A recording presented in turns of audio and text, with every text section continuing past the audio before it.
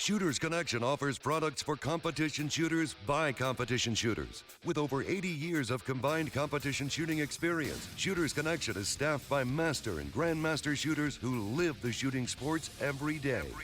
We offer same-day shipping. Shooters Connection also sponsors over 100 of your matches every single year. So when it comes to finding everything you need to compete as a beginner or a seasoned grandmaster, Shooters Connection is the only name you need to know. Online at shootersconnectionstore.com. Yeah, 3, 2, 1, go. You got this? You do the intro? Let me do it. Yeah, I got the intro. What's up, peoples? Welcome to the Hit Factor Podcast. We have the one and only French fry, tater tot, curly fries. Do you like curly fries or French fries or sweet potato fries or onion rings better? That's not even a choice. I like them all. Oh, yeah. There you go. Just all of them. All of them. Depending on mood, like sweet potato fries with spicy mayo, that could be perfect. At some other point in my life. Wait, what? Hold onion on. rings, Hold on. Mayo on your sweet potato fries? Spicy mayo. Spicy mayo, yeah. Habanero mayo? Absolutely. Or chipotle mayo on sweet potato fries? That's amazing. Mm. I mean, you can call it an aioli if you want to be fancy, but just an emulsion with a little bit of zest. Mm. It's a good choice. Look at that, busting out the words like emulsion early tonight. I personally prefer the brown sugar and cinnamon on the sweet potato fries. Of course you do. Hey, I wouldn't discriminate against that either. That is our one and only Jeff Cawthon from Ada, Oklahoma, and myself, Jamie Reid. I prefer just plain sweet potato fries with ketchup is the way to go with sweet potato fries. And if I had to pick another one, it'd probably be ketchup on sweet potato fries. Yeah, you got to go that. It's just like on French fries, you got to put ketchup on it, right? Like this is the way you got to go. Okay. I mean, I get the ketchup on regular fries. Sweet potato fries, there's just so many more options that go good with sweet potato fries. I wouldn't waste sweet potato fries with ketchup. That's just me. Oh, Baby Ray's barbecue sauce. That's not a bad choice either. Barbecue sauce with sweet potato fries, that could be good. What? No. What? Yeah, that would go. Sweet Baby Ray's, that's pretty good stuff. Pretty good. Just it's already everywhere. But Sweet Baby Ray's is super sweet sauce, and sweet potatoes are already sweet. Like you don't need the extra. You don't need to add the sweetness. Sweet on sweet is the best way to go. Okay. So we were talking right before we started recording. IPSC Nationals are coming up. We're all trying to get geared up. I still got to load match ammo, which means I got to change my press over to 9, which I really need to get that done. But Jeff said IPSC is an experimental match for you. Why? Do you want to go straight? Wait, do you want to go straight into IPSC? Is that what we're talking about first?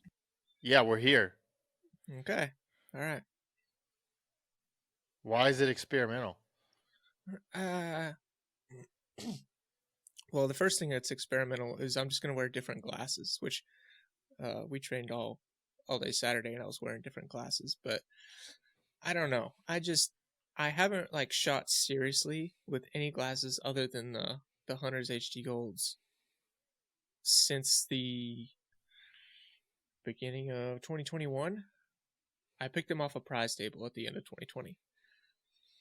So I just wanted to try going back to the glasses that I shot all the way, the first half of my shooting career, which is $4 safety glasses. So they're like the Nemesis safety glasses. Everybody knows them. Anyway, I love those glasses, and they're super cheap, so I buy boxes of them. And then if they get scratched, I just throw them away and grab another pair. So I'm going to go back to those, and kind of the theory is, it's probably pretty bad, but it's still a theory, that the Hunters are just too crisp, and they give me too much information, and so my eyes kind of dance around a bit more, and they get really distracted by fiber optics. I'm eyes are just like super drawn into the gun. So anyway, it's an experiment. I'm gonna try shooting with the old safety glasses. It kind of dulls things a little bit more, and yeah, we're just gonna see what it's like. I'll probably try shooting those maybe all next year. So Wait, that's your the first thing. experiment? Your experiment was just what glasses you're gonna wear? That's the first That makes one, something yeah. an experimental match? Huh? Well, yeah, kind of. I'm also probably going to be shooting a different sight since I broke my rear sight at Jeremy's house Saturday. So the one that I'm going to put back on is not like a wide blade rear. It's like the real narrow one. Anyway, I've never shot with one of those, so I'm going to throw one of those on and I'm going to shoot with that too. Why didn't you just get the one that you have? Because it's another one of those things. It's like in my mind, I want to try it because I feel like on some of like the harder shots, it's covering up too much of what's out there. So I want to try the different side blade, the rear blade. Okay. Yeah, it's just something I've never tried, and I want to try it. So that's kind of what I mean by experimental. Is like normally That's before if you a big can match, get it fit to the gun. Yeah, well, I mean, one way or the other, it's going in there. You know, fit or not, it's going in. However, yeah, so experimental in that I'm just going to be trying a couple different things. Normally, I don't do that. Like before a major, I'm not going to change anything. I'm not going to change load. I'm not going to change holster position, nothing. But I don't know. I just kind of feeling the crazy hair this match. So crazy. Dude, it's crazy for me. I don't change things. Anyway, that's it. It's not super exciting. I think changing things can really help draw your attention to a different part of your shooting, so that makes sense. I've got a buddy who has changed red dots a couple of times towards smaller, like less useful red dots, because that artificial constraint helps him pay attention to the targets better.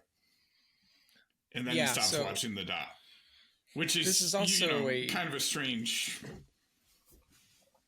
Yeah, it's also kind of a phenomenon in shooting that I've experienced, and I've talked to other people about experiencing it. Like, kind of like when it comes to grip modules or anything like that, you'll shoot one for a long time, and you'll be like, oh yeah, this is the one. This is what I can shoot good. And then you'll switch, and you'll be like, no, this is the one. And then you'll shoot that for a long time, and then you pick up the old one again, and you're like, why the hell did I switch? This is the one.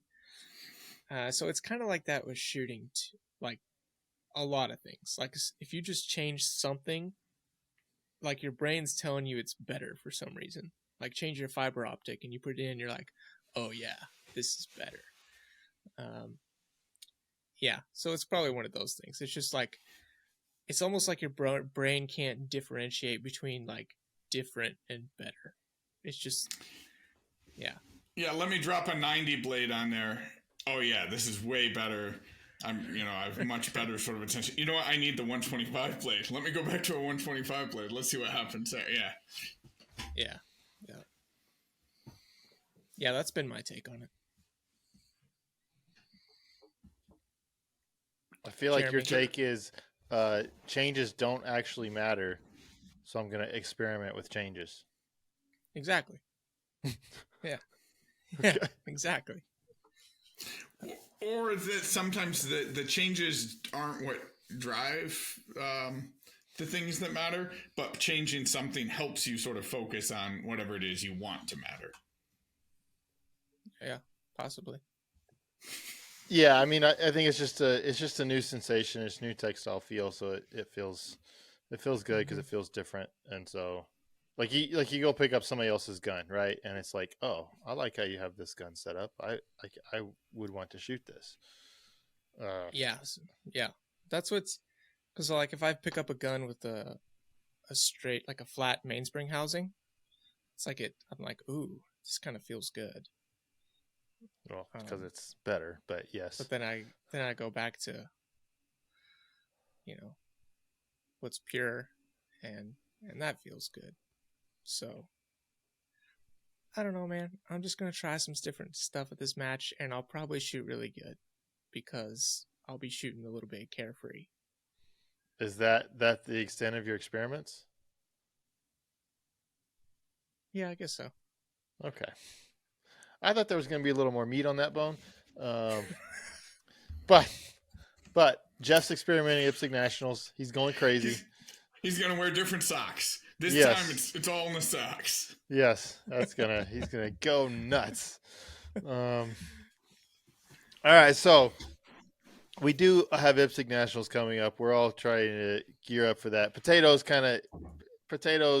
sounds like it's not really a huge match on his radar, but it's opportunity to shoot against the production optics field is deep at this match. So it's a great opportunity to go shoot against those guys. Sounds like Jeff and I are training hard, trying to do well. Want to do well at this one. You want to give yourself the right of refusal for going to South Africa in 2025. Yes, for sure. Yeah, that's a great goal. There's not a ton of single stack heat or classic heat out of this match. So, I mean, potentially one of us could walk away with a IPSC national title. If that means anything. It's a possibility. Cool. It's a possibility. Yeah. I'd love to win it.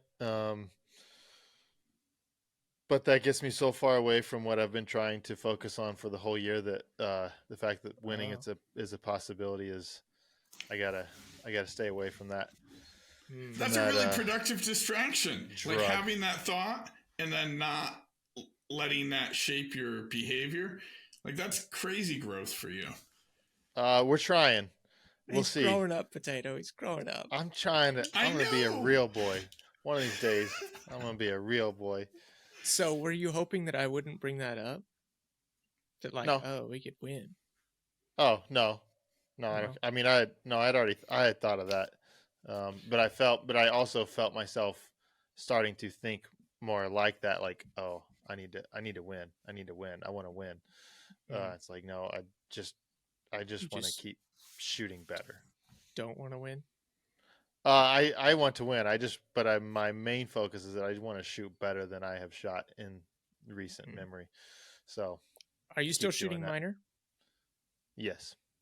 You are? Yeah. I don't know that that's the right play. I think Major, this is a question we've got for the pods. We can answer that, I guess, from Mr. Tyler Turner.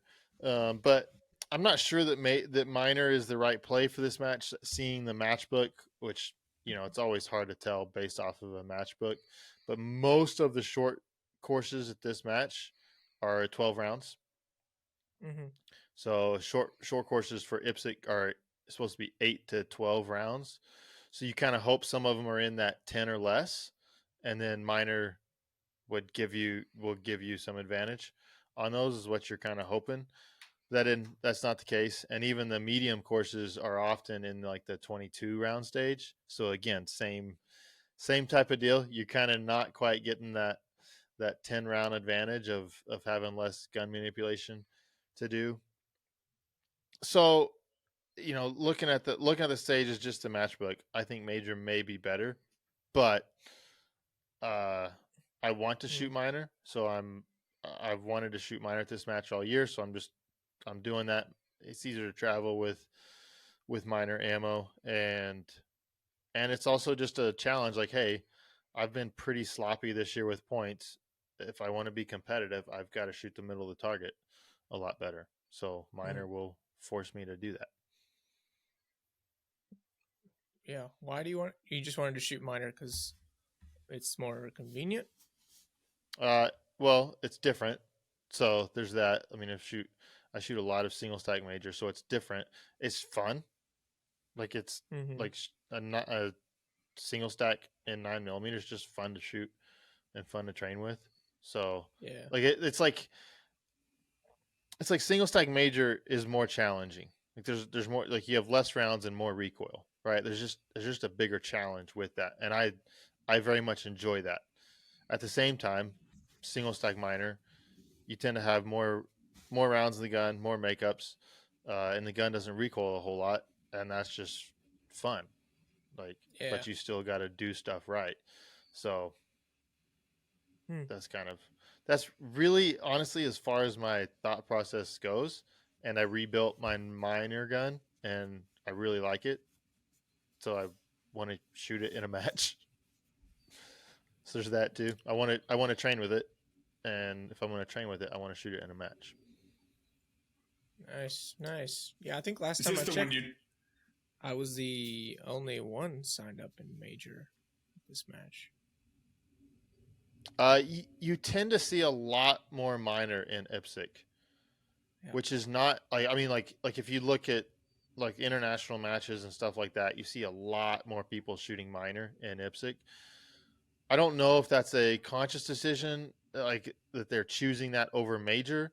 I think a lot of people are in a position that they can get 9mm or it's legal for them to shoot 9mm. I think there's places where you can't shoot something besides you can't shoot 40 or 45. Really? I don't know. I don't know all of the country's rules, but there are some that is the case. Minor's kind of 9mm is kind of the only way. And then I think it's kind of like everybody sees people shooting minor, so they just think, well, we just shoot minor in this, right? So it almost just becomes the norm. Whereas in the U.S., major is what most people shoot in single stack, so that just becomes the Yeah. norm. And it's like, Mhm. well, there's probably some legitimacy to shooting minor at a lot of matches, but people just when they shoot single stack, they shoot major.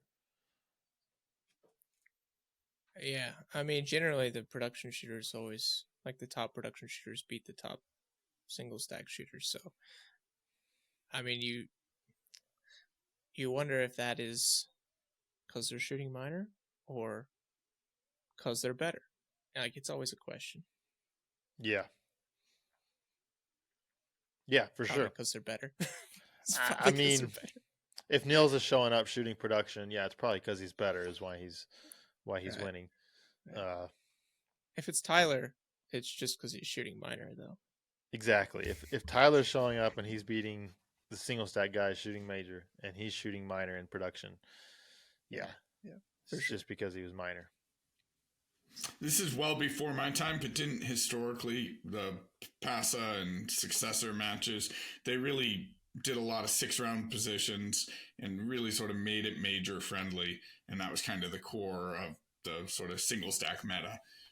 Correct. Yeah, there was like shooting minor and PASA was an absolute loser. Like there was no you would find zero advantage except for maybe the all steel stage. Other than that, like you were at a disadvantage on virtually every other stage.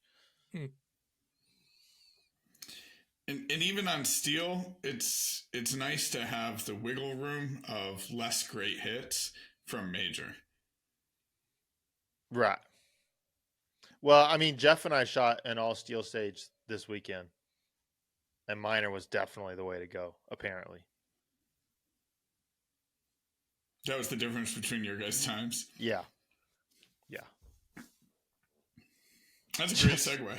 I don't think Jeff even remembers. Like he's not even reacting. I'm getting nothing out of Jeff from Well, that. I mean, we shot the stage one time, and I shot it like an asshole. So I'm not totally sure I agree, but whatever. I was, yeah. I was hoping to get more out of Jeff than that, but yeah. I mean, Okay, I'll let you have your moment in the sun. You go ahead. Go ahead. it was not meant to really be a moment. It was really just to be funny.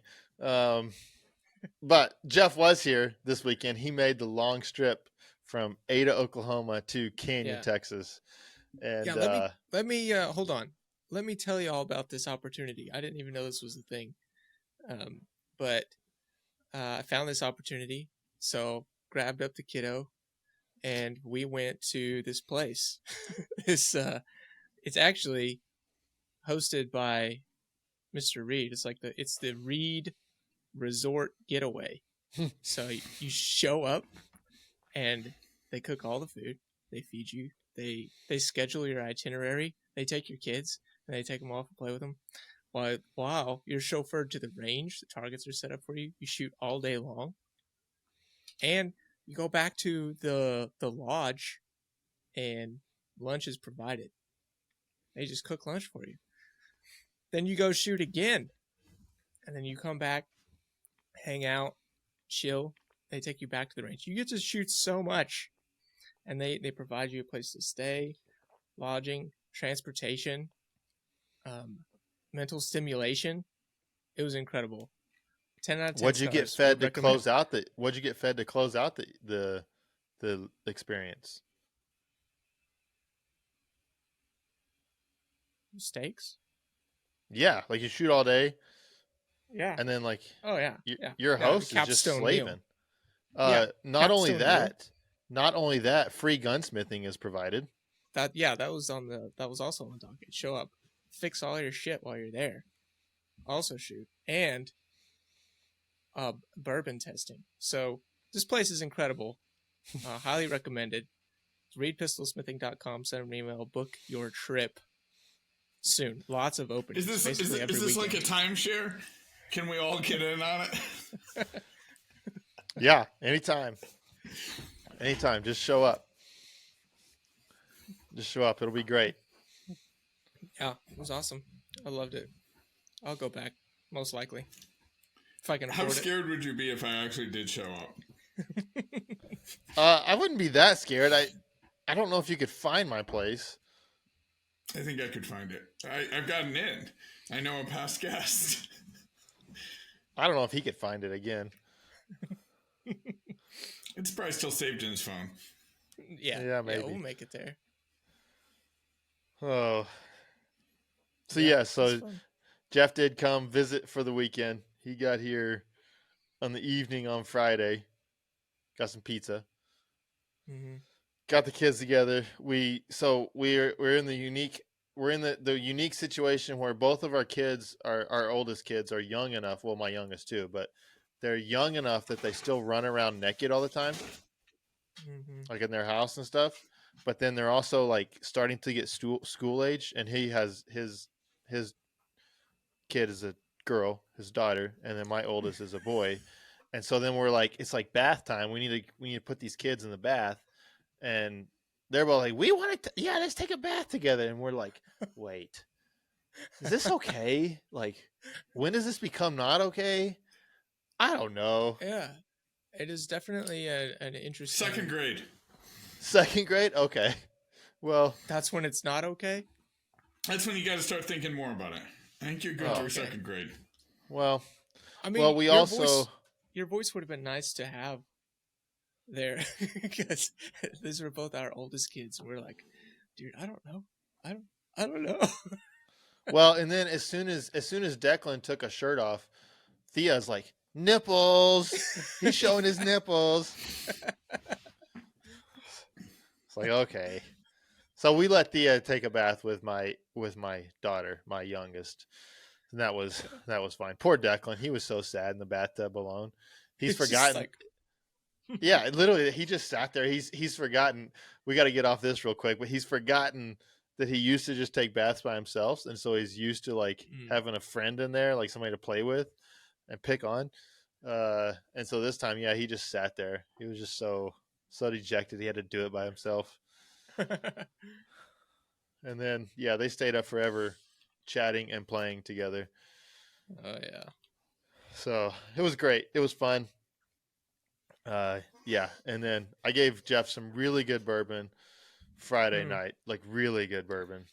it did. So do you Friday remember what I gave you? night, it was a wild turkey, something special, right?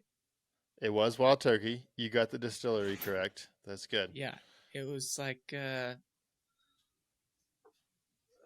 Maker's Blend or something like that. This was Wild Turkey Master's Keep That's what I meant. 1. Wild Turkey Master's Keep 1. They do a single release of that every year, and it's always different every year as far as how they construct the bourbon.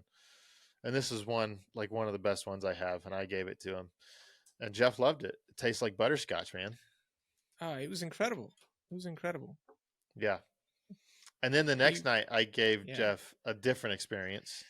Mm-hmm. I busted out the Jack Daniel's Coy Hill, which was their special release 2 or 3 years ago. I think it was 2 years ago was their special release. And it comes in, the one is at 101 proof. This one comes in at a 139.1 proof. And I believe Jeff's comment was, it's good, but why does it hurt? Yeah, it hurt. I was having to work for it. He had to work But I for will it. tell you, like coming home and just having my, what is this that I'm drinking? I can't remember what it's called now, but it's like a little over 100 proof, and it's just a nice little drink. Even like 2 days later from drinking that, dude, this is pleasant. That Kentucky hug's still going 2 days later. It was. For sure, dude. Like, not even joking. It really tamed this. Oh, that's great. Yeah, it was good. So I do appreciate the tastings. That was nice. We started to answer AccuGlock's question, Tyler Turner's question about. He asked a question about nationals, this last Iron Sight Nationals, and would we choose to shoot major again versus minor, and then why do you choose shooting major minor? I kind of already answered the why I choose major or minor. I just kind of pick matches during the year that I want to shoot minor at, and I just commit to shooting minor at them because it's a different challenge. Jeff only shoots major. I only have major guns, so it's. I mean, you technically have a Rock Island in minor, but it has a dot on it, so it's not. Oh, so it's an open gun now. Mm-hmm. But to answer the question, at this year's nationals, I would have still chosen major. The hit factors were so low that the time, like extra time, didn't matter nearly as much as points down did. When you're talking four hit factors and lower, the points down is just too much to overcome. Mm-hmm. If it's going to be a super high hit factor match, then I think minor probably starts to be much, much more relevant when the hit factors are higher. Time becomes more important at that point. Yeah, I mean, I always kind of think it's a wash, honestly. Like almost every single time, I think it's a wash. I just have major guns. Like the production shooters beat the top single stack shooters, but one of the very top, like so a guy that got second in single stack, I mean, he was shooting minor. So I really think it's a wash. But I have major guns, so I shoot major. Yeah. If I had minor guns, I would probably just switch willy-nilly. Like I would just choose a match, be like, yeah, I'm shooting minor here. It wouldn't be like match based, most likely, because I'm pretty much convinced it's a wash. Yeah. Well, I'll bring you a minor gun with really fat grips for Western states. That's fine. And that'll be new and interesting. It'll be experimental for you. I'll just put skinny grips back on it. Okay, no, so stripped grip bushing you won't. Right. That'd be a little harder. A little bit harder.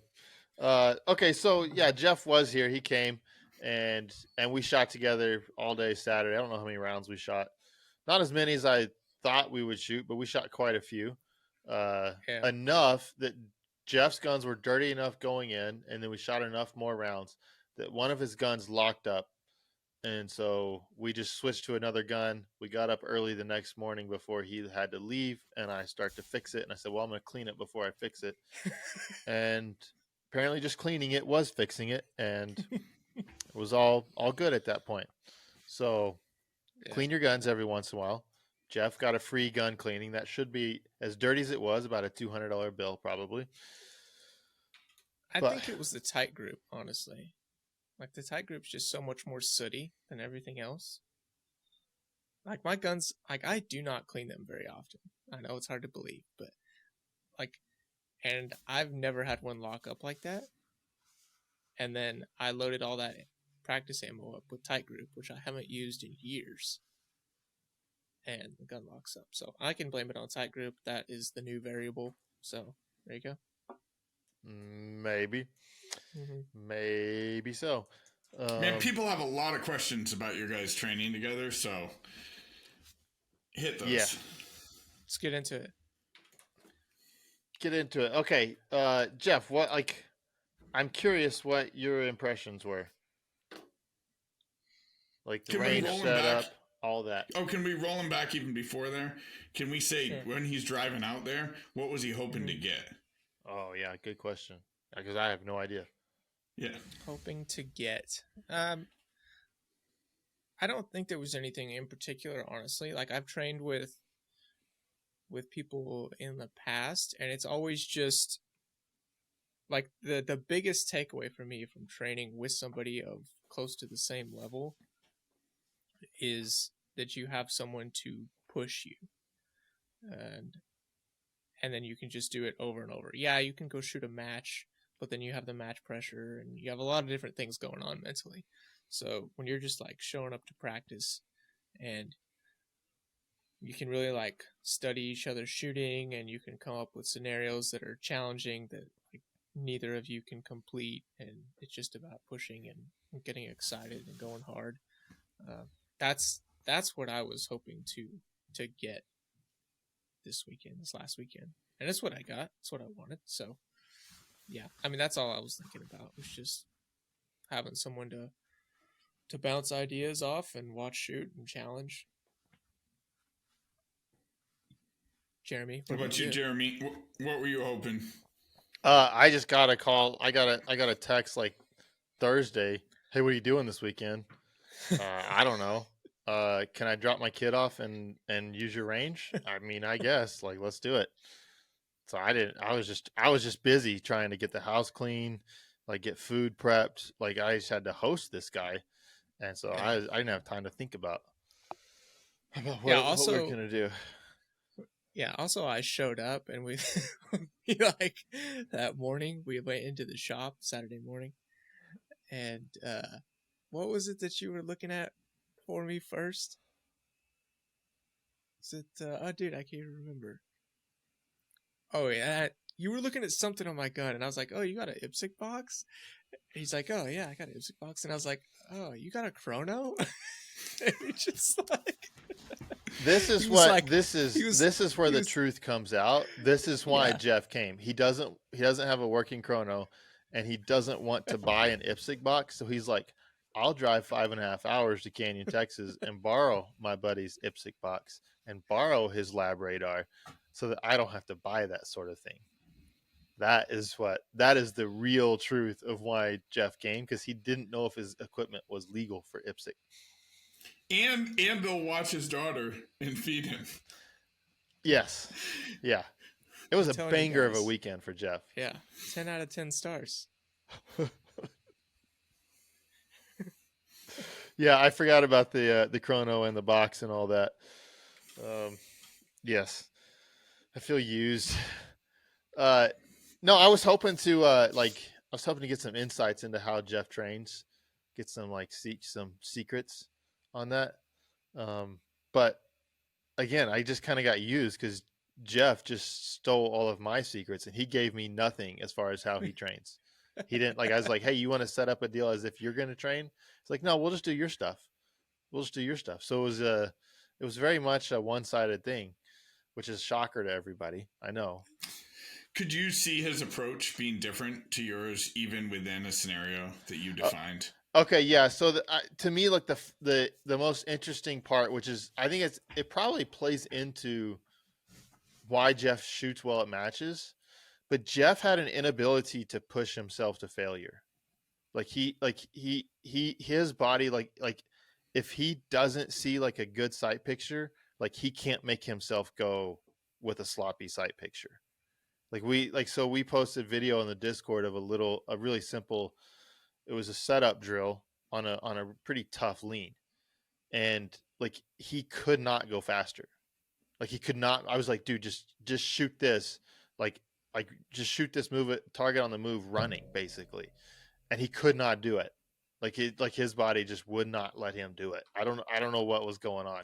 And I thought he was shooting it pretty fast, and I step up and run it once, and I'm 3/4 of a second faster on a 5-second drill. Like first time, and he's run it like 20 times, and I'm like, dude, I don't know what you're doing, but go faster. And there were lots of stuff like that where I was very willing to just go past the point of failure just to go faster, and Jeff wouldn't. Like he like his body wouldn't let him go to failure like that. It was Can interesting. you do that by yourself, Jeff? If it's just you, 2 targets, and a piece of steel, and nobody's watching? I can go to failure, right? Like, I miss all the time. What I don't see the value in is pulling the trigger when I have no idea where the sights are. Like, I'm just going to throw my gun up there and slap the trigger. Like, I have no idea where those bullets are going. So I have to see something to pull the trigger. If I don't see it, I'm not pulling the trigger. I mean, that's why I can't go faster. See, I have no problem. Like, my body has no problem. Like, I'm supposed to be shooting now. I'm going to be shooting now, whether I see anything or not. My body very much has no problem doing that. Now, see, Jeremy, you saw me do it on that short 5-second drill, right? You saw me give up, like, just quit the drill multiple times right in the middle of it. And that is because I went to push, and I pulled the trigger, and I had no idea what the sights were when I broke that shot. I was like, what's the point in finishing this drill? I have no idea where that shot went. And so I would just stop and start over. But what the point is that you can see at that faster speed. You just weren't. Like that's the point of it, is you're capable of doing it. Sometimes you have to be in that failure mode, because sometimes it takes a few times in that total failure mode to figure out, oh, I can see this fast. I wasn't seeing this fast, but I actually can if I'll live here for a little bit longer. And I couldn't get Jeff to do that. I'm looking at the target, and I don't have my sights where I want them, and I'm pressing the trigger. I'm looking at the target and pressing the trigger. I'm looking at the target and pressing the trigger. Oh, wait, I know where that one went. Right? Like, you keep doing that, and then it's not that you see faster, it's you just sort of learn to differentiate the available information better. Mm-hmm. And I don't know. Yeah. It's very interesting. Yeah. I don't know, dude. I see it a little different. Like, I understand, like, pushing to a speed where I'm not totally sure where each round went. Like I can't totally call all the shots because it's happening too fast, or I didn't see quite enough sight picture. Obviously that happens because I do miss things.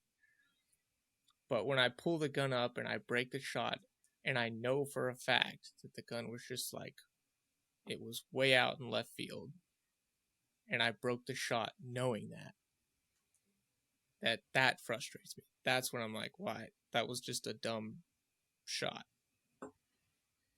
Like, I in high cap, we just pull the trigger again. We don't stop.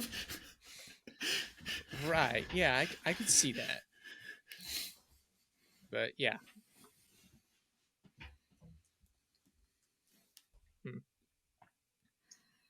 But you said, Jeremy, you could see how this serves him really well in matches. Well, I mean, like, yeah, because his body is 100% self-regulating, and that, like, when he goes to a match, like, he will stop shooting. Like, he won't shoot until he sees what he wants to see, which is good. And this is why when I show up to a match unpracticed and I shoot and the scores look okay, like usually my shooting's not any worse if I'm unpracticed. It's just a lot slower. And so people will see those scores and they'll be like, what the hell happened to Jeff? Like, he can't shoot fast anymore. But that's me unpracticed. I shoot the same stuff. I just do it a lot slower. Yeah. So when Jeremy's trying to get you to push that speed, or to sort of break your internal rules for when you can press the trigger. Yeah. How hard is that for you to do? I know you say you don't see the point in it. You're just not willing to try. Yeah. No, I did it. Pretty much. I did it. Okay. Like, Okay, we probably shot like 700 rounds. I think he did it maybe 20 of those rounds.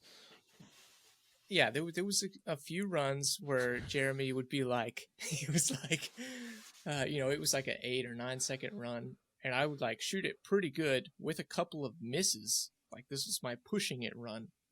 I would shoot it pretty good with a couple of misses, and it would be like a low 8 or something. And he'd be like, "You got to run it in 730. It's got to be in the sevens." And I'd be like, "Okay, fuck it." And so then I'd go and I'd run it and I'd shoot it in the sevens, and it would just be bonkers. It's like, what? Why?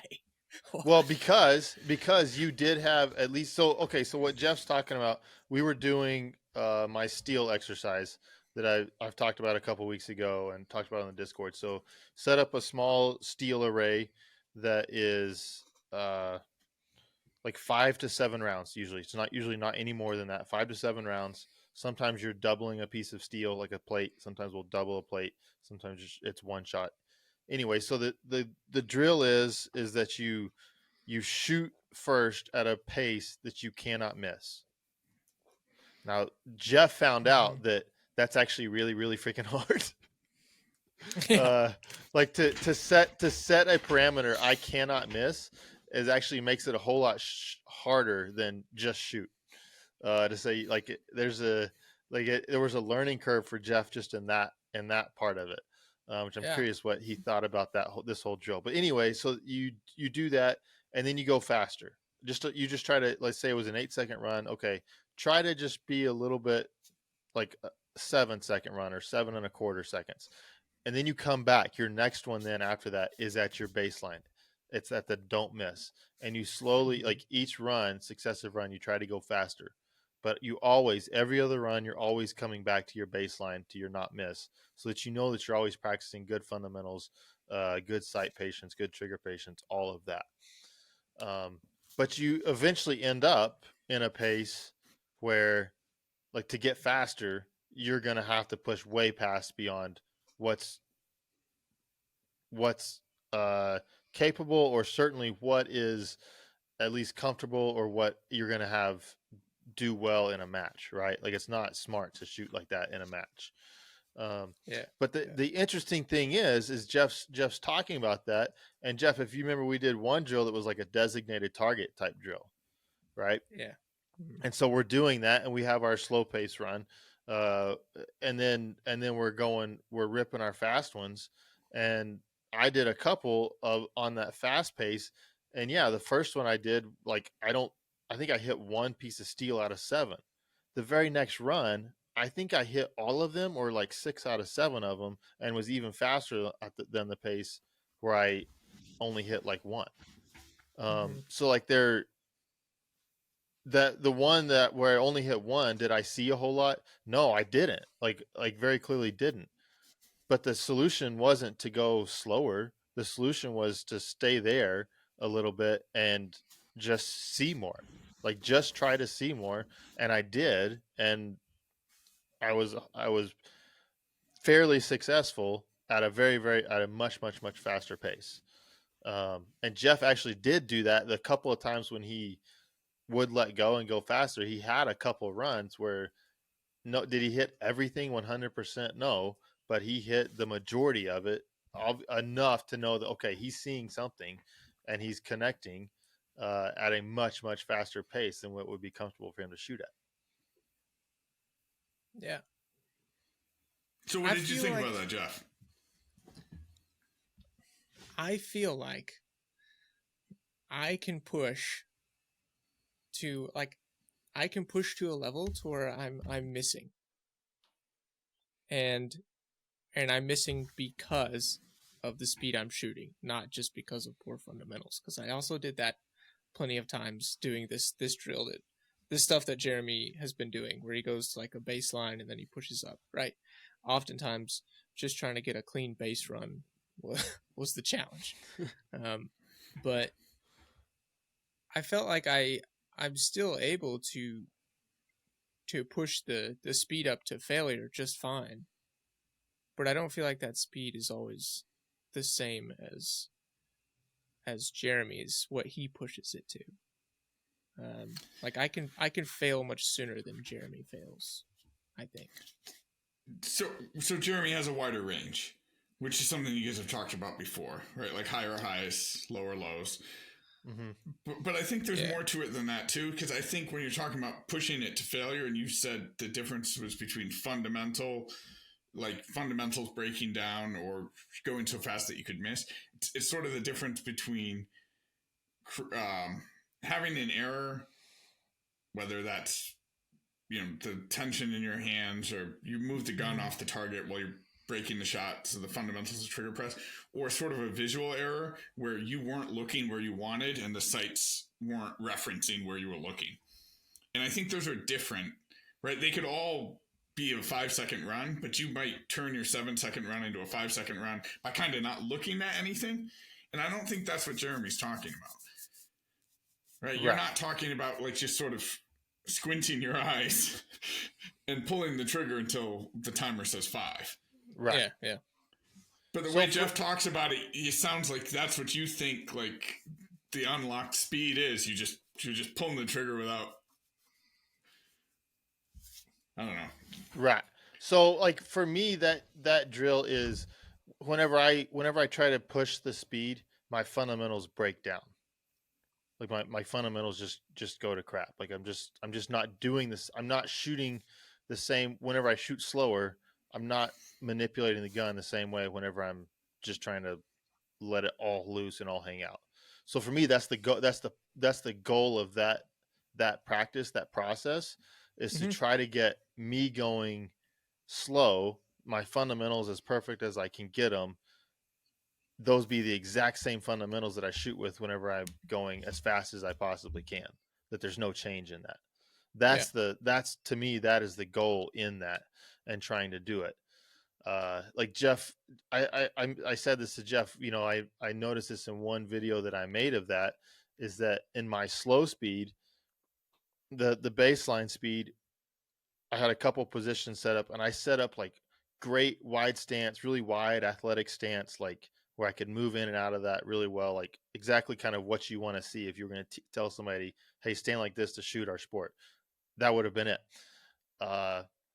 My speed, where I was just trying to go as fast as I could, I got to that position and my feet were probably a foot narrower, like together, like they were way closer together.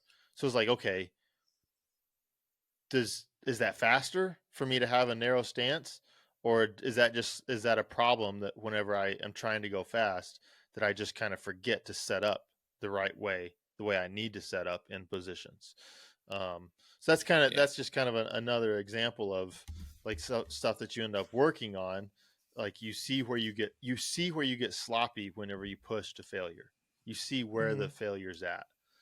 Whereas if you're only hitting stuff all the time, you don't know where your failure's at. You don't know where you're screwing up at to get faster. Right. Well, and the point of being low and wide is to be faster, right? To be more stable, so you can shoot sooner, you can leave sooner. Yeah. And so when you try and accelerate, I mean, I do this all the time. I try and go faster, and I get high and narrow. Yep. And I hit every position high and narrow, and then I sort of false step out of every position. And I do, and I hit the time. It's like, well, how much more time would I have available if I could be low and wide? Yeah. And still have the same level of aggression. Right. And that's really, really hard. Yeah. But you have to go to that speed where you make that mistake to induce that. Yes. If you're really like clean shooting, it's really easy to have great stability and you sort of push off and your lead foot lands where you want it to. Yeah. When you're shooting very disciplined. Yeah. I agree. I think and when it comes to pushing to failure, like that's any sport. That's almost anything performance based. Like as you're pushing to increase ability, you're pushing to a fundamental failure. And then you're trying to bridge that gap and push that ceiling, right? For me, in my head, kind of how I think about it is like I have no problem pushing to failure, pushing and missing. I can do it quite well. But I don't see the point in going, like if I can fail just fine and kind of like work that ceiling at 110%, I don't see the point in pushing to 150%. If I'm already pushing to failure, Why should I push to more failure? Fail faster, fail harder, fail better, Yeah, fail bigger. yeah. Fail bigger.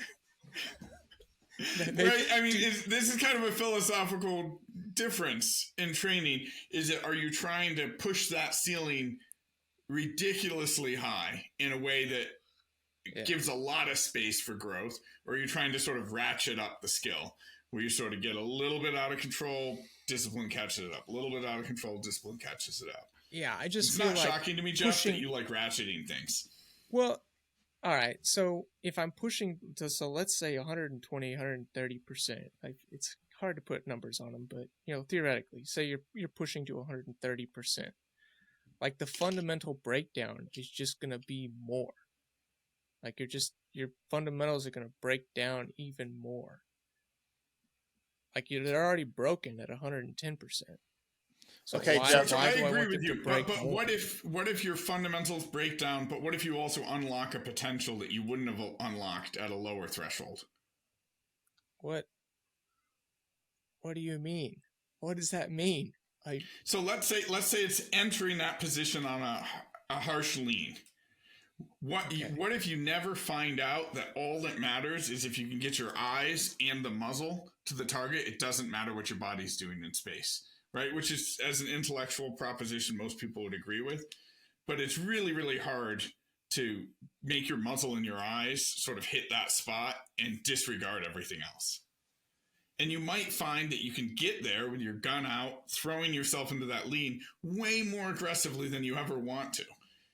Again, I don't know. But the way you'll find out is by doing that. Yeah, it doesn't make sense to me because I will fail like that exercise and fall out of position and not get my gun on target, pushing at 110%. So why go faster and launch myself outside the fault line, pushing to 130%? Like, I don't understand why, if you're already failing, why you would push harder. Well, is everything failing? That's where Jeff is black and white. If there's a mistake, everything's a failure. So the little setup drill that I talked about earlier had a piece of steel in it. So I wanted Jeff to shoot at the steel and make the time. If he missed that steel, he stopped. Like it was full on stop. Like he would not make the time. And then I ran it, and it's like, dude, you can do this. You can do this 3/4 of a second faster than you're doing. Like it's 12% faster that I do. If I did my math right, it's 12% faster than what you have done in 20 runs. Just do it because it's possible. Because it's not like I did it, and it like I'm not a better shooter than Jeff. Like if I can do it, he can do it. He was simply just unwilling to do it. Okay, hold on. So that drill, what do you remember? Like, how did we end that drill? How did it end that we stopped doing that drill? It was lunchtime. It was time. I think you have a different ending. You have a different ending, don't you, Jeff? No, Jeff. So Jeff ended. He ended with the premise that he needed to stand up tall to be able to make that lean easier. Yeah, but my premise. But that wasn't where. I don't think that was where he was losing the time. And I 100% do. Because I think you were losing the time getting to the lean. You could have been charging forward on that open moving target, and it doesn't really matter. You could shoot it early or late. You could shoot it accelerating towards it, or you could shoot it late, decelerating onto it as you come into the lean. But what you tended to do is you shot it evenly moving from point A to point B. I mean, really, and I only saw one video. I don't know how the other 20 rounds went. Right, exactly like that. Exactly if I wanted to find time for you, not being you, and again, like you can shoot that drill better than me right now. I'm not. That's not what this is about. Where I would find time is I'd say you need variability between that position where you leave the steel and you enter that. So you either need to shoot it accelerating towards it or shoot it decelerating onto it. But you can't just walk evenly and then set up and get into your lean. Yeah, no doubt. And I probably tried every one of those things that you just said, trying to match Jeremy's time on that drill. But what we found, or what I thought we found, but Jeremy just says we ate lunch, but was that I was spending a lot of time, that extra 3/4 of a second. It was all in the transition to the steal. I mean, we were basically completing the first 3 shots of that same amount of time. And then going into the 4th shot, which was the steal, No, the I steal was was the third always shot. slower. No, it was It's the 4th paper- shot. Oh, fourth paper shot. Oh, steal. shit. Well, it was steal. We drew to a steal. Yes. Yeah, you're right. It was fourth Yeah. shot. Yeah. Was that I was coming up to that line and then breaking my body over, trying to get my head and gun around that wall. And that was taking a lot more time than just coming up tall and leaning in and basically being taller. That I was transition about to say, a did lot. you try being a couple inches taller? It works Yeah. very well for Jeremy in that drill. No, but my last run on that drill was very close to Jeremy's time. It was like within a 10th or something. And it was the time that I stood up tall and hit that steal. So since that was the last run before lunch, my conclusion was I just need to be taller on a wall lean like that. The goal is transition taller. Like, not all of leans are going to be that way, but the way we had that one angled and the target set up, like, staying taller in that wall lean transition was way faster than going up, trying to get close, breaking at my hip, and leaning over. See, I think he could have been like he ended at like 4.75s. He could have been at the 4.25s by then, but he wouldn't listen. He's not a good student. We had to go to lunch, man. What did you get out of that, Jeremy? I didn't run it very much. No, yeah, but you're still there. You're thinking about shooting. Like, I feel Oh. like if you're on the range thinking about shooting, you're growing as a shooter, even if you're not pulling the trigger. Yeah, I mean, so like that. I mean, that drill for me is trying to figure out how can I cover the most ground and on an open target that's close, and then how can I engage the steal, which is the first one on the lean, as soon as possible. Like that's where the time was in that. And Jeff was kind of like, Jeff wouldn't move hard while shooting that paper, and then he was very, like, it was tough to get him to be ready to shoot as soon as his muzzle cleared the wall. So that's where he was losing time on that. And yeah, I think part of it was because of his body position. He was trying to stay low, and the fault line was not perpendicular to the wall. It was coming in at an angle. So low doesn't help you in that situation. It puts you farther back from the wall, so it's harder to reach around it. Correct. So tall actually helps you. Trying to stand as tall as you can will somewhat help you in that position.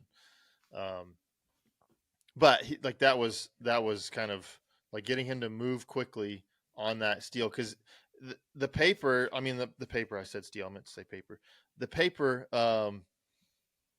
Jeff was wanting to treat it a little bit like a pair. Like he wanted to kind of transition. It was a hard transition to it. He wanted to transition to it and kind of in mid step just take 2 shots real quick and then kind of break his grip and go to the steal. What I was trying to get him to do is like, dude, just move hard and be pointing at it, and whenever you see your sights in the middle of the target, break the shot, and just but they're single shots. Just be moving hard and then just break it, because it's close enough. If you see your sight, if you can watch your sight, then you'll be fine. So just be done shooting with it before you get to the lean. Right. That's all that matters. You don't need to like pause on one step and go ba and Nope. then add like a level of complexity. It's, all that target is it's a way to get to the lean. And so all that matters is you're done with it by the time that target in the lean is available. Right. Now, okay, and so here's where I'm going to make my point of like this other steel drill that we've been talking about, of shooting, like going past what you're comfortable with. Because, yeah, we're trying to shoot doubles and pairs on 8-inch plates at 15 yards and sub 20 splits on that. Like that's challenging, doable, but very challenging, right? But what you're doing is you're learning to aim with unsteady sights. You're learning to, okay, you're when you're breakneck speed, you're trying to still see stuff, but you're not letting the sights stabilize on the plate, right? So you're trying to see, and you're just trying to see it get to the sight and then break it as quick as you possibly can. By training at that failure pace, that translates very much over to what we're talking about on a 5 to 10 yard open target that you're shooting on the move, where you're moving aggressively and your sights are very, very unstable. Well, if you're used to shooting with unstable sights, you have a much better chance of, oh, that's in the middle of the target now. I can pull the trigger now. If the sights are real crazy, now it's in the middle of the target. I can recognize that real quick and I can break a shot. And you can shoot things while moving a lot more aggressively, and be more successful at that. And not just they are in the middle of the target and I'm going to break the shot, but they're going to be, right? Because you have the pattern recognition of you're moving really aggressively and you know your sights they're below your point of aim, but you know they're coming. Right. Because you've been working at that pace where you're seeing like pretty wild sight pictures. Yeah. But if you don't do that, if you always wait until you see the sight picture first, then you can only ever, acquire the sight picture and then sort of decide to shoot, as opposed to know the sight picture's coming. And especially you were talking about doing like sort of designated target. What that's great for at least for me, is I start to see the pattern of what I see right before the shot's good. Mm-hmm. As opposed to looking at the target, sighting system comes to it, and then I shoot. Yeah. Well, and that's the other thing that I think Jeff should keep doing. Like, if I could prescribe something for Jeff, it would be the steel drill that we were talking about. Like, and I would prescribe him to just do it completely as I've told him to do it. Like, it doesn't have to make sense to you right now. Just do it that way. Because like those super high speeds, if you set up reasonable steel, like if you put a plate at 20 yards, no, you're not going to be able to like the guns have to be too stable at that distance. You've got to put it at something reasonable, that's doable. But those breakneck speeds are possible. Like, your body can see that fast. You can aim that fast. You just have to try to make yourself do it. And so the whole point of that, though, is that since we have a baseline that we always go back to, we're at least going back to training the aiming hard, so that we're not just totally getting used to really being sloppy all the time. Because guys like me would just go out there and swing away at it, and then the time that I do connect, declare victory and move on. Right. And that's tempting. Oh, it's very much it's very tempting. It's very hard not to do it. It takes a lot of discipline not to do that. And so I think your metronome drill, where you come back to 80 beats per minute every other run, and you're also proving to yourself, hey, this is a choice I make. Right? Yes. Like I decide sort of where the bullets go. Mm-hmm. I don't just sort of pull the trigger and hope it works out. Yeah. And so the other reason why, like, Jeff wants to, like, he wants, like, if we'll use the metronome, if 80 beats is where you can do it perfectly, and then you have a failure at 90, he wants to just go 80, 90, 80, 90, 80, 90, 80, 90, 80, 90 until that's always perfect. And then he wants to go 80, 100, 80, 100 until that's always perfect. Well, 90, 100, 90, 100, 90, 100, because he's made 90 perfect now. Well, yeah, he definitely kind of wanted to, he didn't get the drill. Like, that was the thing. He didn't really get that drill. But like, the problem, like, we don't have that much ammo. Like, we don't have the rounds to perfect every single one.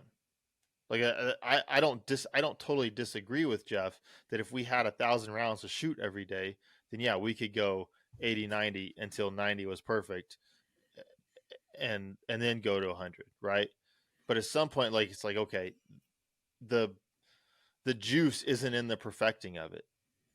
The juice is somewhat in the pushing, and why am I failing whenever I push? Because in a match, when you need to push, you're going to need to know why would I fail whenever I push, right? I know that Jeff can be very successful at 90%. I don't need to know. I know that he'll have a failure at 90%, but I don't need to know that he's very successful at 90% with an occasional failure. He knows that. Like, that doesn't help him. What he doesn't have is a super high gear where he can go really fast when he needs to. And know what again, this is not relevant to my current shooting, but this is interesting mid-level of theory, Jeff. So even though we're beating up on you in your presence, but you're taking it like a champ, knowing what the points of failure are. If you're like, hey, I'm going to go and make up 12 match points on this stage, when you make that decision, where do you fail? Like, is it going to be your trigger press? Is it sort of your vision in transitions? Is it going to be close targets that you disrespect? And I think you sort of learn where your sort of personal weaknesses are, not just where the mechanical breakdowns are, by working way past the point of failure. Because when you sort of set these arbitrary goals and you make them happen, you see just individually what you choose to disregard. And so how you would get that time is probably not how Jeremy would get that time. But that's really good information to have. Well, and look, Jeff's a really good shooter. Like that was clearly evident the whole weekend. It's like, dang, he actually is pretty good at this. As much as I hate to say that, he actually is pretty good at this. But if he keeps progressing and keeps doing what he's doing, like he can be contending against the big boys to win matches. But that, like, he's not going to be able to do it. Like he's been beating up on me. Like he's not going to be able to do it and just, well, Jeremy's going to screw up, so I can just shoot. I'll outlast him. Right. I'll just shoot until he screws up, and then he'll screw up. Like, no, like if he's going to want to win the big matches that he wants to win, there's a really good chance he's going to end up in a position where he's 1 or 2 stages left and he's down 10 or 15 points, and he's got to go past what he's doing. Like the other guy's not going to screw up. Like the other guy's shooting really well too, and he's going to have to outperform him on that. And take points, not just wait for other people to drop them. Right. And so like this is a drill that I think where he could learn that, okay, I'm last up on the stage and I'm down 10 points.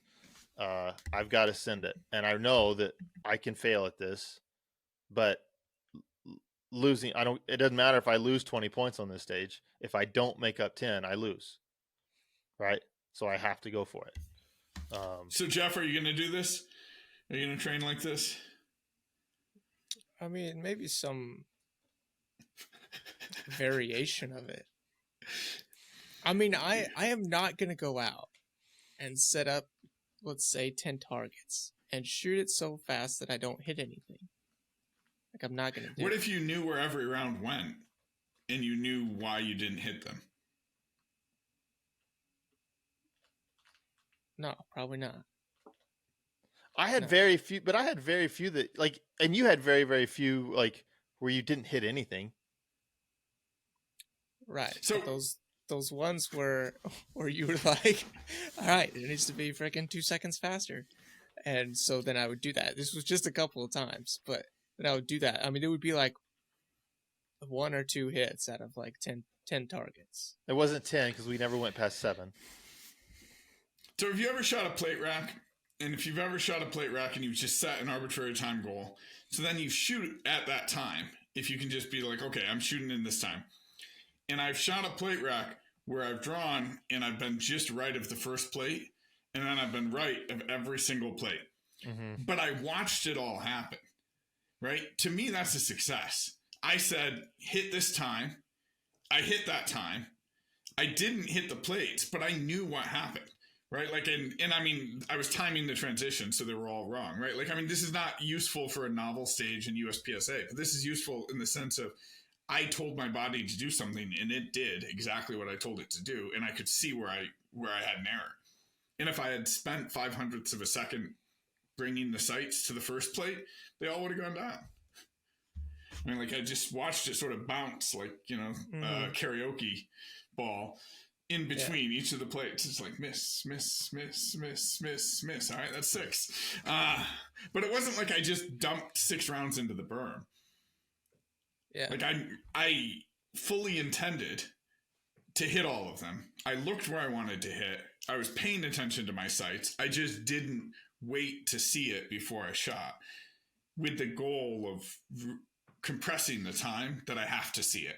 to shoot in the future. I don't know. Yeah, I mean, I see lots of value in pushing to failure. I think that's a huge part of getting better.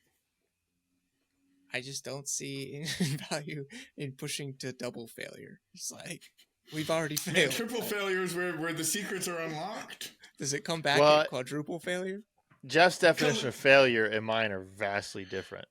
I missed a plate. I had to fire a makeup. This round is over. Right. It's like, oh, I put 3 in the. But how is that? How is that not failure? Good. How is that not failure though? Well, because there's a lot of influence of why you missed it, right?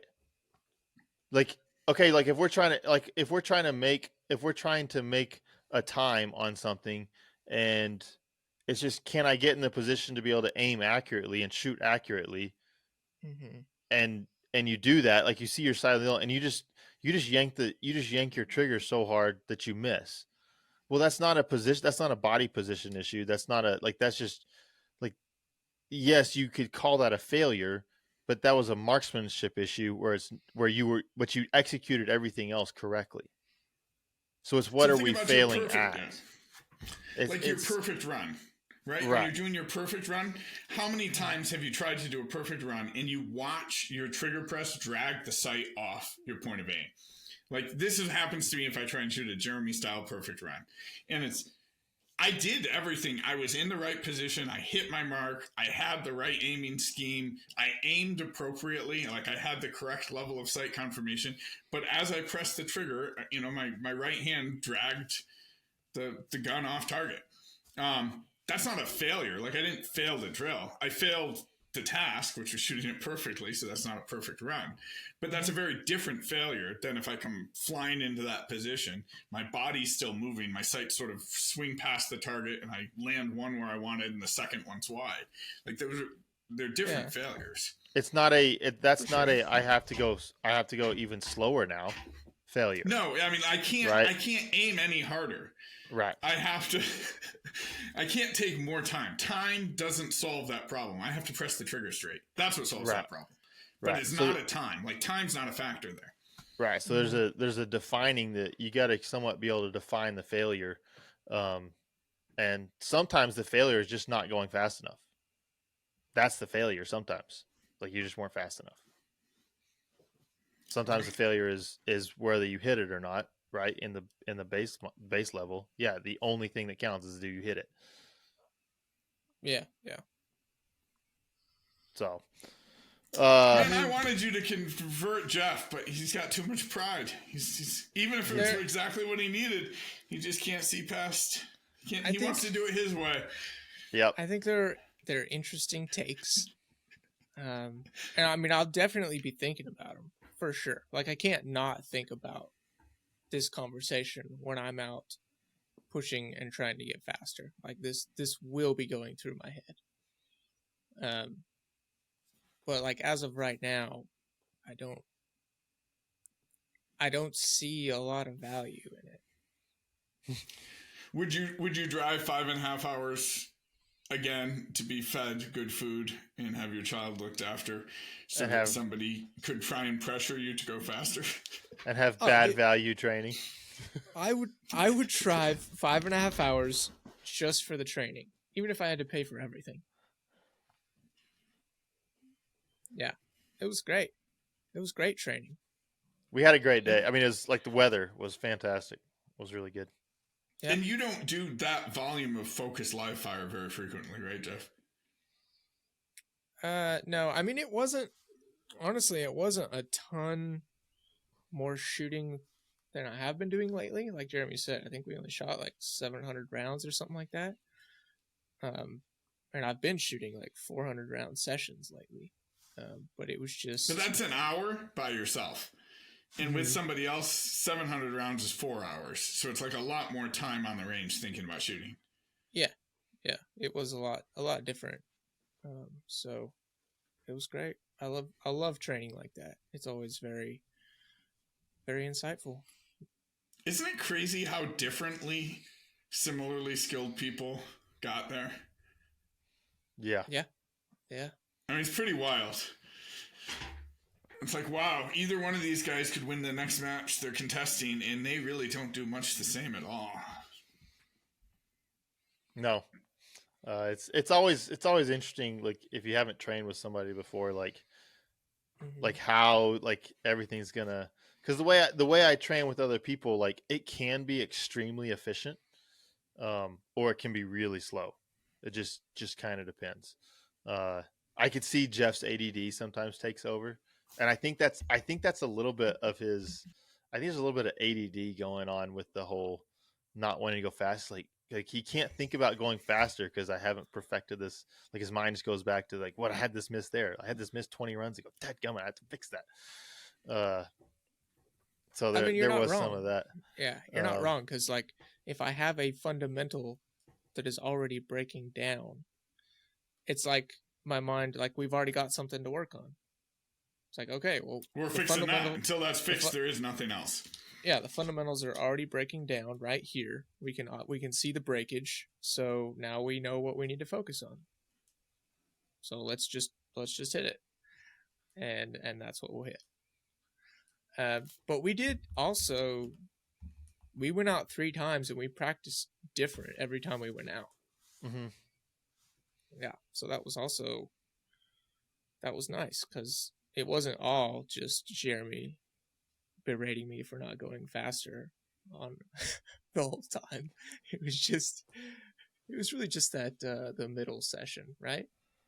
Yeah, and there wasn't that much. There really was not that much berating. There were just a few times where like I wanted Jeff to push to see that because yeah, I still don't think Jeff quite understands all of the purpose of that type of drill. But yeah, so we started like our first session was just stage based. He'd pick a stage, I'd pick a stage, he'd pick we have random walls set up, right? Then he'd pick an order of how we shoot something. We'd do that. We'd each run it twice, and then I'd pick something, and we'd each run it twice, and then he'd pick something. We should have played my modified horse game. It's a lot of fun. Oh yeah, we should have. Yeah, we could have. What was your take, Jeremy, on the stages that I would select? You did a little bit better than a lot of other people that I do that. Like Brett, I've done that with Brett some, and it sometimes ends up Brett's just like, you just pick it, because I could just see like I'm sitting there like thinking, okay, like I've come up with 3 different really cool stages, and he's still just like struggling, and it's just like basically go here, shoot everything you can see, go here, shoot everything you can see. I'm not trying to pick on Brett. I love you, buddy. But like, so like you did okay with it. Like some people really struggle with that form of practice. They don't do that very often, and they can't do it very quickly. Like Right. it takes forever. So like there was a little bit of that with Jeff in the first session, in that like it wasn't as efficient as it could have been, because he wanted to do a lot of walkthroughs. Like he wanted to really kind of burn it in and get that set in. When I'm typically doing that, like I do like maybe 1 or 2 walkthroughs, like maybe like the first walkthrough is just figuring out where stuff is. And then the second one is remembering where I decided to shoot everything from. And then it's a couple mental reps where I actually visualize it in my head and see it, potato. I know that wouldn't work for you, but, and then I run it. Like, and that's about all I get. And you should have said but you've been doing this a lot longer than Jeff. You should have just said, hey, you get 1 walkthrough. And I'd been like, okay, yeah, hell yeah, let's do this. But also, I didn't want to. I mean, like again, this was first thing in the morning. Like we're trying to get used to shooting around each other. Why fix it then when he can complain about it now? Exactly. Remember, every experience you have with Jeremy, there's at least 2 interests. Look, I could solve this problem now, or I could complain about it later. Look, okay. I very much tried to get Jeff. This was very much. I said this to start the show, and I want to pick on it one more time. I tried to. Okay, I'll run the first session. We'll do it however I want, and then you set up how you would practice something, and we can see how you practice something. And he's like, "No, let's just practice how you want to." So it's very much like I feel pretty used at this point. Like he came in, like he used my IPSC box, he used my chrono. I had to use up all my carb cleaner and my WD-40 trying to clean his guns. I ran out of eggs. I almost ran out of bourbon. Like all the money on food and steak and pizza, all of that sort of stuff. Like, and then like he just took all my secrets, right? Like he came in and mined me for my training secrets, and he gave me nothing. Ooh, mind. That's a good one. Like he gave me nothing as far as like his training secrets, something I could have used to change things up and gotten better from. Like, no, we'll just take all of Jeremy's stuff. Well, I can describe my training method. What you wanted to do? Yeah, I can describe my training method very quickly. But also, as far as selecting stages, dude, that is extremely uncomfortable for me. Like, I do not set up stages ever, right? And I don't practice with anybody that sets up stages ever. So to show up and you be like, oh, look, there's freaking 40 targets out here. How about you just pick a little stage for us to run? I'm just like, this is not a part of my brain I exercise. So do you get lost on menus? If we go to like a Greek diner and so they've got the 15-page menu, do you get lost in there? Or do you just go, I'll get home fries? I just read till I see something familiar, and then I'm like, yep, that one. Do that with stage design. Well, I mean, when you're standing in front of a field of 40 targets, like nothing looks familiar. There weren't 40. There were maybe 10 targets and like 7 pieces of steel. And this is, I think, stage so 17. Design. Yeah, see, there could have been 100 targets. It felt like 100, Jeremy. That's how overwhelmed I was. Stage design and good shooting like overlap, and there's a really productive place of overlap where good shooters can be the best stage designers, but you can be a very good shooter without really thinking about stage design at all. You just sort of interpret the world the way it's out there. So that makes sense. Yeah. And I mean, this is why I honestly try not to be terribly critical of stages. I know we have been critical, but I know that I would make dog shit stages. Like, so bad, dude. So there is that. You can always remember that if I'm shitting on someone's stages, be like, well, Jeff would make dog shit stages. Next time you're at Jeremy's house shooting, Jeff, this is what you do. You look at his giant field of thousands of targets. Yeah, it's thousands. And you pick and you pick a skill. Yeah. And then you organize a mini stage that tests that skill. Like, I want to get in and out of a lean. I want to shoot on the move. I want to do close far transitions. I want to do paper steel paper transitions, right? Like, whatever it is, you're like, hey, there is a skill that's interesting to me. You look at the available targets, and you're like, I'm going to build my stage around the skill.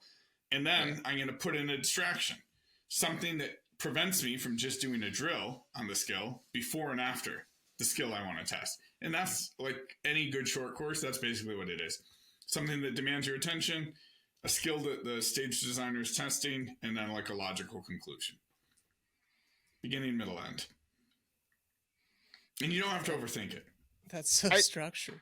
I think kind of at the end of that first morning session, it kind of ended up just meaning I just kept making up different stages. I think Jeff kind of was like, yeah, you can just make it. I was like, I got another one if you want. Like, I could see him like sitting there fumbling, couldn't have anything. He's like, I got another one if you want. Yeah. I did better in the evening though. You did. Yeah. Our evening session was kind of like the morning session. And that was, yeah, that you did better there. Yeah. So it was good. I was growing. He was growing. He was pushing past his comfort zone. I tried. He beat me. He beat me on the 4-round bill drill. So anytime I shoot with somebody, like I always end like the session with like a 1-shot draw, like on something, and like you have 3 rounds to do it, right? Who can do the fastest? Who can get a hit on a piece of steel fastest? And we ended one, and I had 4 rounds. It's like, well, we're gonna do a bill drill, 4-round bill drill, because that's all I have in a magazine. And daggone, I laid down, I thought was a pretty salty one. I don't remember what it was, like 132, I think. It's something like something like that. that. Like 132, but with like a 87 first shot, I think. All A's, and it was 17 split and then 13-13 split. So it was pretty salty. I was like, he ain't gonna get this. But we didn't do the hit factor to determine who won, but he did beat me on time. He had one Charlie, but he beat me on time, and his splits were like 18, 19, and 17 or something like that. But he had like a 65 draw. Well, it was like a 70. It was like a 74 or something like that on his draw. Your scoop came home, man. That's your scoop, right? That you gave yourself this year? Yeah. It's pretty nice, isn't it?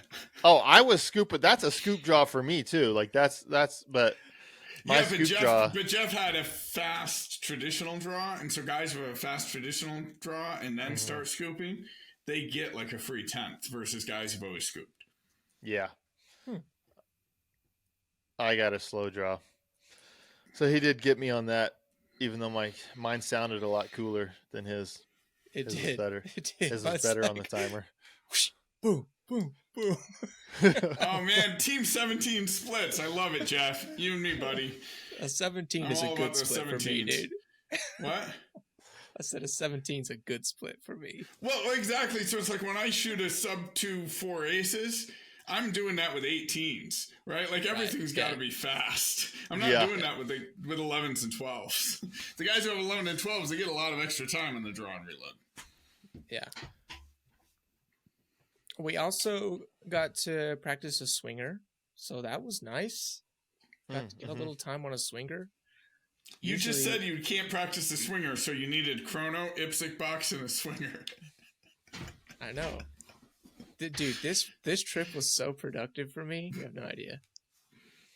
So I told Jeff whenever because I'm a little ashamed to bring people out to my place. And I told Jeff whenever we drove up, I said, Jeff, like, what I'm afraid if people see this place and what I'm pretty sure you're going to walk away from this experience with is that you're going to look at me like, why isn't he better? like he has all this set up. Like, why is he just not better? Like, he should be better. This is so convenient for him. It's so easy for him. And it's just, like I'm just not very good. So that's okay. At least it's convenient for me. But we actually had some really good conversation about that as well. About like, it doesn't really matter, like how convenient your life is, how perfect your situation is. Like if you have a life and a family, there's still only so many hours in the day. You still have to accomplish all the adult things. So. Also, a bunch of us are slow learners. Even if you took away my family and my adult responsibilities, I can learn effectively for maybe 40 minutes a day.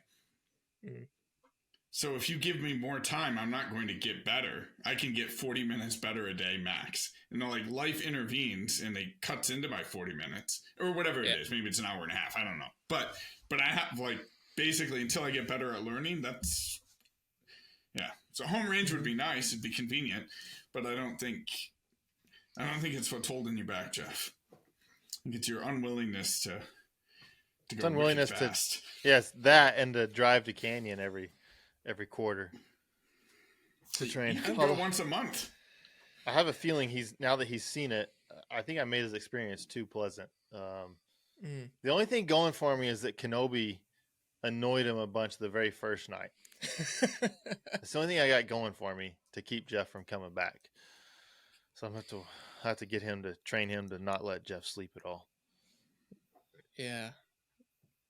Yeah, he was better the second night, but that first night got me up a few times. He had to check on him. Yeah. Make sure this dude smells weird. He's from Oklahoma.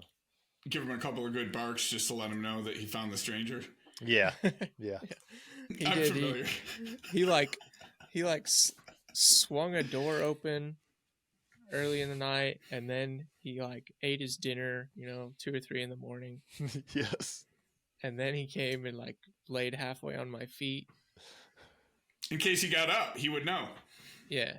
And then he lay on his bed, and then I think like 5 o'clock he was like sitting at the door crying, wanting to go out.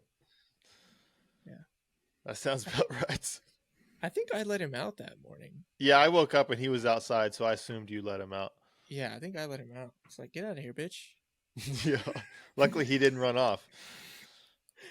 Jeff would have felt so bad. Yeah, that time you had Jeff over and he lost your dog. Yes. Oh gosh. Holy Next crap, time. Katie would have killed him. But it was fun. I do hope we can do it again. I hope Jeff will run a practice session next time so I can learn something from him. I will. I really will if you want me to, but it is going to be so incredibly boring for you. It is the way I practice. You will hate it. You will absolutely hate it. Maybe You'll not. You'll be like, what is the point, Jeff? You'll be like, I don't know how you're able to shoot at all. Like, I don't know. Maybe That would not. be really, really good for Jeremy, for him to spend a whole day training the way you do it. Really, I don't think he'd enjoy it, but you don't need to enjoy it. Like most of the things we benefit from, we don't enjoy initially. Yeah. Honestly, do it. The part the thing that I would not like the most would probably be be the most beneficial. Kind of like you going balls to the wall is what you don't like the most. Accountability and discipline and like rules-based shooting all of the time. That would be hard. Like only allowing yourself perfect runs and waiting to get better while not deviating from perfection. Oof, I've tried that. That's a tough way to go. And I don't do that. I always push. But it's within a box. You push one thing at a time. Yeah, it's like we're pushing recoil management. That's what we're pushing. So we're going to push until we can't manage the recoil, and then we're going to adjust, and we're going to back it off, and then we're going to push again. And like that's the practice. That seems interesting. That would have been cool to work on. So all it would have taken is you speaking up. Yeah. Oh my gosh. All right. Well, next quarter, I'll come back to the resort. And I'd like to line up a little bit of a different itinerary this time, if you don't mind. But okay, we can be flexible on that. Okay. I'll send Do you have a nearby water park? In the summertime, yes, there's a splash pad. Perfect. I'd like to have lunch there. Okay. I don't know if they have lunch. It's all right. You can. I'll tell you. Bring a picnic lunch. You go to the splash pad. I'll go get lunch for you, buddy. Don't you worry. Perfect. We'll get that taken care of. Yeah. Before we get out of here, let's give a shout out. We don't have any shout outs from our Discord group. They've been quiet the last couple of weeks. I guess they don't have any shit to talk on anybody. I have been busy at Shooters Connection though, so you should shout them out. Yes. They should know me by now. 1911s. They'll be fun. Awesome. Yeah, that's part of the whole ploy here. We pitch 1911s. Oh, well, you know what? Shooters Connection happens to have a lot of 1911 parts. So go check them out. I actually placed an order this morning because I broke my rear sight when I was shooting with Jeremy this last weekend. So. How many rear sights did you go ahead and order, Jeff? I also ordered some case lube. I ordered one, right? I ordered one rear sight. So something that breaks and something and you're like, I want to have one of these on hand so that I can wait 4 days the next time I need one. That makes sense. Exactly. Just exactly. Curious. I also Everything ordered. I break, man, I order 3. It's just automatic. It's like a reflex. It's like, oh, I broke that. Let me have 3 of them. Bro, that's like the difference between $70 and like $210. It is. That's so much more money. It really is. But you're going to spend it. It's just whether you spend it right now and don't have to stress next time you need it, or whether you spend it with shipping 3 times. Yeah, I mean, you're not wrong. Obviously, you're not wrong. Also, my gun parts are cheaper, but it's still hard for me to swallow. But I ordered that this morning, and I got the shipping notification before the end of the day. So thank you, Shooters Connection, for hooking me up with that. No doubt I'll have it this week. And we'll be out in the shop, and Jeremy will be on the phone, and he'll be trying to talk me through not completely screwing up that rear sight, getting it Also, installed. why would you buy two just in case you screw up the install on the first one? That's a great question as well. I have a backup gun, so we could do that. Yeah. But yeah, I ordered case lube as well because I've just been using oil, just rim oil on the cases. What? What? How do your guns work? Well, they don't. They choke to death when you shoot more than a couple hundred rounds. But yes, that makes sense. And this is why. Okay, this is why I got a question. So, I had a buddy. Oh my gosh, we're an hour and a half in. I can't believe this. And now Jeff lands this. So, I had a buddy who had a whole bunch of primers, and Jeff doesn't. Again, kind of like buying sights. He doesn't buy primers until he's out of them. And so I was like, okay, I can get you. I got him 10,000 primers, I think, at the beginning of the year, something 10 or 15, something like that. And I get a text a couple of months ago, like, "Hey, you have any problems with these primers?" And I'm like, "I haven't had any problems, but I'm not sure if I've shot them yet." So I went ahead and go shoot a couple thousand, no problems. They work just fine. They're Winchesters. They're good. They're pretty good primers. I bet they don't work if you put oil on them. Yeah, so he was like, "Well, yeah, I'm getting some weird, like sometimes like the load doesn't go off, or like sometimes like it kind of only partially ignites, and like it's kind of weird." I was like, "Dude, that sounds weird." I was like, "Are you doing anything?" He's like, "Well, I don't know. Maybe this weird stuff I'm putting on my cases is causing problems." Like, and I didn't know it was rim oil. He said something about silicone. Yeah, it He wasn't didn't tell me rim it was oil. like spraying rim oil on it. No, it hasn't failed since I've been doing the rim oil. It was the that silicone spray that people spray their mags with. So they'll slide out of the gun. Why would you put that on your cases? So they'll slide inside the die. Yeah, it works. Jeffrey, buddy. Like, reloading it's not science. You're not out there making new discoveries. Everything you could possibly do correctly is really, really well established. All you got to do is do the thing that everybody else does, and it works out fine. Well, sometimes you're when out you of try that and stuff. work smarter, reloading, man, it doesn't work. I'm sad that this part is an hour and a half in, and that most people aren't going to hear about Jeff using silicone to lube his cases to resize them. Before he started using oil. Before he started using oil too, yes. Which is a great way to deactivate primers, in case anybody didn't know that. Is if you soak them in oil, you'll actually deactivate the primer. But yeah, if you want to test your malfunction clearing skills, spray them with oil. It's a good idea. It'll work. I spritz them. Okay, I don't. It's just a sprit. It's just a touch. It's a light nice experience on the brass bin. Just a light spritz on the top. You're good to go. Get this. This is another. I'm not saying you have to use a commercial product, but there are commercial products that are spray case lube. If you buy one can of it, it's good for about 15,000 cases. Yeah. I think it's $12. I got some of those coming now from Shooters Connection. Thank you. There you go. Okay, so here's the other thing that happened. Like we're like 100 rounds into the practice session. Jeff finishes the stage, like he's shooting the swinger last. He wants to shoot it 3 times. He shot it twice, but his gun jammed.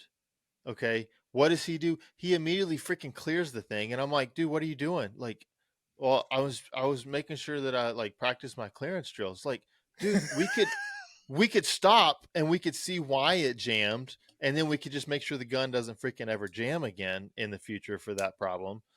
But we can't do that now because, like, what was it like? And so I asked him, like, how was it jammed? I don't know. It just didn't go, so I racked it. It's like, okay, well, that's real effective. Was it ammo? Was it mag? Was it the gun? Was it the spring? Who knows?